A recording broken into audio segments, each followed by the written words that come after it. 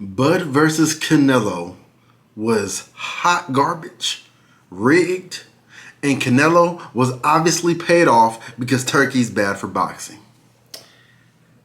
That's something I'd say if I was fucking retarded, okay? But luckily, my parents are not related. It's your boy, your rich baby mama's favorite sports journalist, True View Sports News very own. Y'all saw that title and thumbnail, no worries. I'ma give it to you, man. Is Crawford instantly top 5 after clapping Canelo? Now, I think this is the main question that we should be asking, but a lot of ignoramuses have been asking other questions. You have these goddamn bozos, these MMA guys trying to give a boxing take. You're gonna get an answer as good as walking up to a fucking partially mentally disabled homeless person a question on quantum physics, all right, rocket science. They're gonna give you a more intellectual answer than these MMA people saying that this fight was boring or rigged, or even my vatos, my hermanos. Y'all taking all the copium in the world, talking about some Canelo took a payday, he didn't look himself. You never look yourself when people are playing. But Crawford's just like that. Canelo put up a fight. I'm going to talk about all that in this video. So y'all go ahead, like, comment, and subscribe. I was gone for a while. I'm back in style, okay? I'm going to give y'all more videos. Y'all already know we got to get back to business. Got the greatest of class shows on earth. We going to do a true review of the whole pay-per-view before I talk about Bud and Nello and what's next for boxing. So y'all just lock in real quick. So the true review of Canelo versus Bud pay-per-view. The first fight, if you didn't know, Turkey said that he wanted newer guys on the card. He didn't want to stack it with stars because this was a historical matchup for the main event. He wanted new talent on the undercard. I think he could have threw a Shakur Stevenson's cousin on there, or the younger Vargas brother, or maybe a Kermo Moulton, someone like that. Could have put a young star in there. Muhammad is not bad, but Muhammad teaches Travis accuracy. His punches was very clean. He was able to box high in the pocket. I liked how he was mixing up the levels. He got a bright future ahead of himself, all right? Moving on to the next fight, and Billy versus Martinez. Now, I had to apologize because before, he was coming out in that ring, and I'm like, I ain't never seen no nigga named Lester with crazy hands. I was expecting Billy to mop him up, get him put in the dirt, okay? But in Billy and Martinez, the first round, it looked like Billy was going to do it to him, but they was fighting like it was throwback. This is exactly what Turkey wanted. He wanted some unknown guys to come into the ring and show that they can box with the best of them. Lester's that nigga. I honestly didn't know who to give the lean to.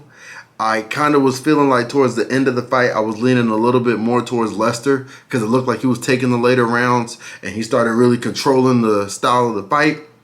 But Billy stayed on that front foot. I can't take that away from him. This fight was magical. Fight of the night, for sure. I'm going to talk about what I want next for him. My mouth is getting parched. Hold on. Next up, this fight honestly should have been towards the earlier card. You got Vargas, so he's from a bloodline of legends, you know. I think the youngest brother, again, is the coldest. But he went up against Walsh, an Irish prospect. This motherfucker was cooking. It was kind of a lackluster fight. It wasn't nothing crazy. It was just a difference in skill. But Walsh came in there and got the job done, so props to him.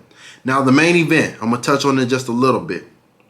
Bud does the fucking unbelievable. People don't realize that when they was watching this fight, history was happening in front of them. We had someone that at the age of 26, like entering their prime, they're fighting with the smaller guys, 140, lightweight. There's no reason, no business he should have moved up to 147, has one fight at 154, and then jumps up again to fight an all-time great at 168. We was watching some cold shit go down. I didn't get to put my prediction online, but I'm going to be honest with y'all. I just thought Canelo was going to be able to get it done against Crawford. I wasn't able to see a game plan for him to get it through 12 rounds. He fought the perfect fight. This man is the perfect fighter. I'm going to hold my take on him because I'm going to talk about him towards the end of this video. But as far as the main event, if y'all think that's boring, go ahead and book yourself into the nearest alcohol anonymous meeting. You're drunk. You need to put the bottle down. You probably had one too many Coronas tonight. Y'all are over here saying, it was a snooze fest. I understand the fight was a little bit late. And then some of y'all's bedtime is 10. So y'all was sleepy. You know, y'all was eyelids heavy on you. You didn't know what you was watching. If you was awake and have both sides of your brain working, you should have been able to understand that was a neck and neck fight. There was a lot of swing rounds, but what Crawford was doing was impeccable. Boxing master class out of weight division he should have had no business in, but he proved the world wrong. It was crazy. 9 out of 10 pay-per-view for Netflix. Let's talk about what's next for boxing though. I want to see Walsh versus Tim Tszyu. Let's give him a big name. People gonna start recognizing the talent coming up. He could be promoted a little bit better, but if he beats Tim Tszyu, people gonna tune in. And Billy versus Martinez, I want to see that rematch automatically. The fact that it happened on Netflix, Turkey should be like, let's spin this fight right back on the next big pay-per-view because people will remember it. That was a war. I think people was acting like that was the main event, and they went to sleep. It was crazy. Fireworks, it was trying to punch each other's ears off. I want to see that rematch immediately. And towards the bottom, we got Canelo versus Bivol or Benavidez. Canelo did not look as trash as people are acting. They're trying to make excuses. They don't want to accept that Crawford was putting a belt buckle to the brain. But I think Canelo should do what a legend does. I lost to a legend. I don't give a damn. It happens, a hiccup in the game. I'm fighting the best of them. Let me get right back in there. Now if Benavidez gets packed up by Anthony Yarde or if he defends his belt, let's talk about it real quick. David Benavidez, he beat either Yahoo or Gmail or Outlook. That's who he beat to get the belt. Ain't nobody talking about it. Y'all was on Devin Haney's head, or whose head was y'all on for someone getting the belt via email? Y'all was calling him the email champ. David Benavidez, same way, crickets. No one's talking about it. And then now people are saying that David Benavidez should be going after the winner of this bout, who was moving up multiple weight classes. Does that not feel weird to y'all? Is that not strange? Is this not a weight bully tactic? It's insane. He had no business being on a 600-pound life, and then now he's fighting at 168, looking like a Skeletor. It's insane. Benavidez versus Crawford, crazy. People that want to see Bivol versus Crawford, you're crazy. Just because Canelo fought him and lost doesn't mean, okay, maybe Crawford can do it. Now, if Crawford takes that fight, I'm not mad. And then this nigga instantly puts himself in the GOAT talk for even signing the contract against a light heavyweight. Are y'all insane? He will be up there, but there's no need to do that. Canelo needs to go after those guys. Now he doesn't have all the belts. He can't say that there's nothing for me. You got fights left on your deal. Let's see that Benavidez get work. I think you'd be able to win, honestly. If he just works on the jab a little bit more and he's more active when he has someone on the ropes, he'd be able to steal some of those rounds. He was a little bit too plotty. But, you know, again, he's fighting against the GOAT. That's what we about to talk about. True review of Bud Crawford. Is this nigga top 5? You're damn right. You could bet your dirty boxers he's top 5 all time.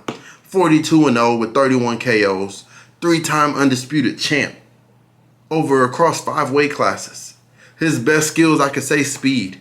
I could say that he's stupid technical. He's a switch hitter. That he's Thanos. My best word for him is pure boxer. He does fucking everything. He gets hit. He goes into another mode. He got a chin. He's a dog. He's like that for real. Very humble guy. Big family man. This is someone you want to see on the mainstream. And I like that he's getting his little championship tour.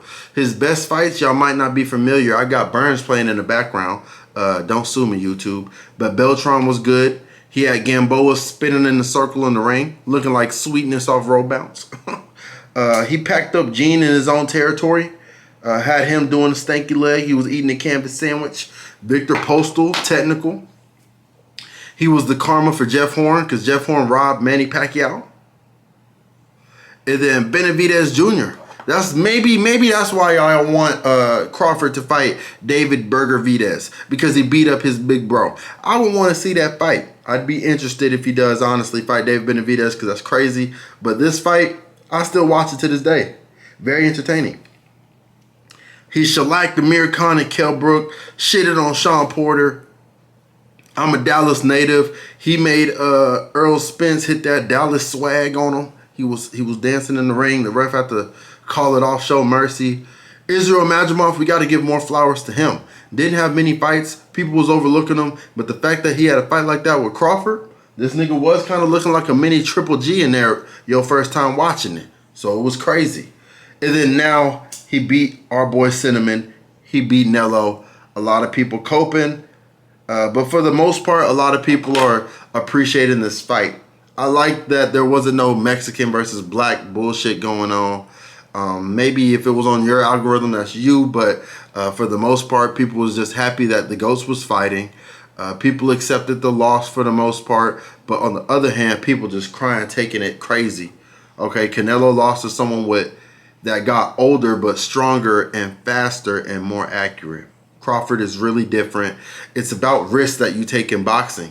Y'all be glorifying Floyd being very strategic in who he fought and being careful. You just got to be able to say like, oh, most people think I can't beat him.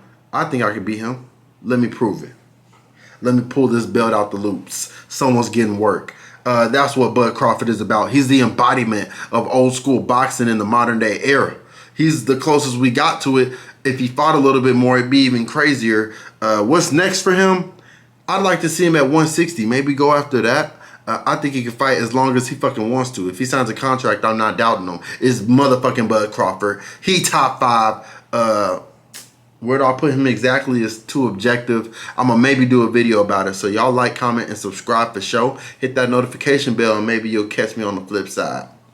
I love you like a play cousin. I'm gone.